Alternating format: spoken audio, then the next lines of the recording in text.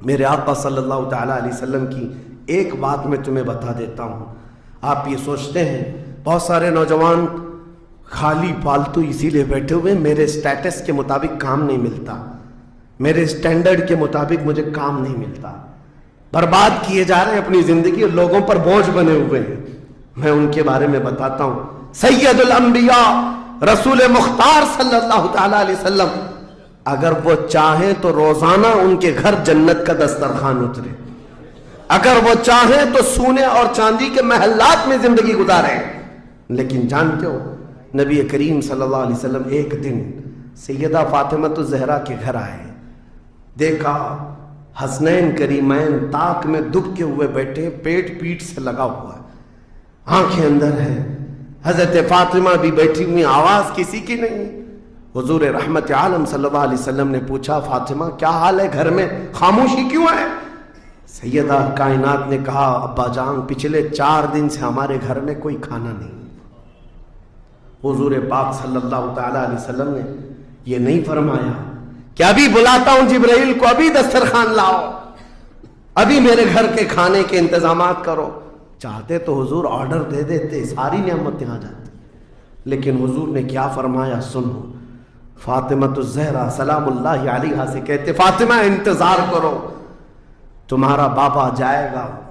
یعنی خود اپنے بارے میں کہتے میں جاتا ہوں, دیکھتا ہوں کوئی مزدوری مل جائے, میں کام کر کے اپنے بچوں کو کھانا لے کر کے آؤں گا, کام کر کے کھانا لاؤں گا, مانگ کر کے نہیں. حضور رحمت عالم صلی اللہ تعالیٰ علیہ وسلم جو سید الانبیاء ہیں, جن کے قدموں کا بوسہ جبرائیل امین لیتے ہوں, وہ چل کر کے مدینے کے باہر آئے. گرمی کی تپش الگ ہے, دھوپ ہے, باہر آئے. ایک باغیچہ تھا جس میں مالی کام کر رہا تھا, باغبان. حضور رحمت عالم صلی اللہ علیہ وسلم اس کے پاس جا کر پوچھتے ہیں تیرے باغیچے میں کوئی کام کرنے کے لیے ہے, کام مل سکتا ہے؟ اس نے کہا ہاں کام مل سکتا ہے, آؤ میرے باغیچے میں کنواں ہے, ڈول ڈالو, پانی اٹھاؤ, ایک درخت کو پانی ڈال دینا, بدلے میں 2 کھجوریں دوں گا, اجرت صرف 2 کھجوریں. رسول رحمت صلی اللہ تعالیٰ علیہ وسلم فرماتے مجھے منظور ہے. گئے اور جا کر اپنے ہاتھ سے رسی لے کر ڈول کنویں میں ڈالا, پانی کھینچتے تھے, جب ڈول بھر کر آتا اپنے کندھے پر اٹھاتے اور درخت پر لے جا کر پانی ڈال کر آتے. ایک درخت پر ایک مٹکا, ایک ڈول پانی ڈالا تو مالک نے 2 کھجوریں دی, باغیچے کے مالی نے 2 کھجوریں دی. دوسرا ڈول اٹھایا, پھر کھجوریں ملی. تیسرا ڈول اٹھایا, 6 کھجوریں لی. چوتھا ڈول حضور نے ڈالا تھا کہ رسی ٹوٹ گئی, ڈول کنویں میں گر گیا. باغیچے کا مالک یہ دیکھتا ہے, وہ پہچانتا نہیں تھا, غصے میں آتے ہی سیدھے حضور پر ہاتھ اٹھا دیا, کہا کہ تمہیں کام نہیں آتا, میری رسی توڑ دیا. رسول کریم صلی اللہ تعالیٰ علیہ وسلم نے پلٹ کر کچھ نہیں کہا.